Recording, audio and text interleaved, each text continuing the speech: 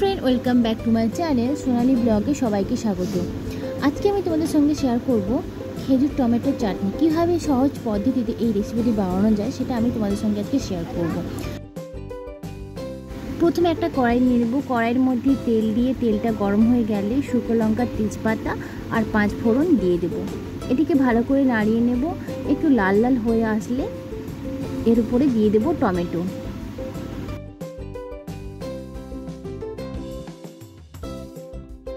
এরপর সামান্য লবণ দিয়ে দেব যাতে টমেটোটা তাড়াতাড়ি সেদ্ধ হয়ে যায়। এরপর এটিকে ভালো করে নাড়িয়ে নেব।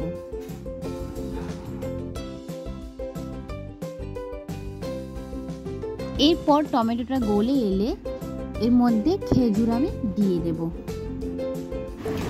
এরপর আমি এর মধ্যে হলুদ গুঁড়ো দিয়ে দেব। দিয়ে দেব সামান্য পরিমাণ লঙ্কার গুঁড়ো যাতে কালারটা আসে, আপনারা চাইলে নাও দিতে পারেন।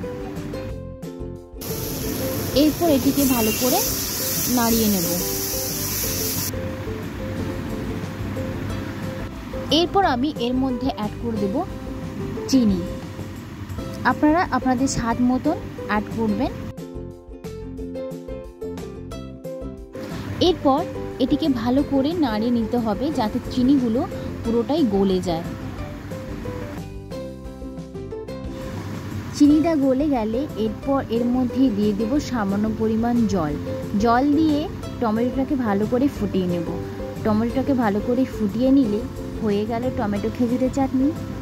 তো আমার এই রেসিপিটা তোমাদের কাদের ভালো লেগেছে তোমরা প্লিজ কমেন্ট করে জানিও, আর ভালো লেগে থাকলে লাইক শেয়ার সাবস্ক্রাইব করে দিও।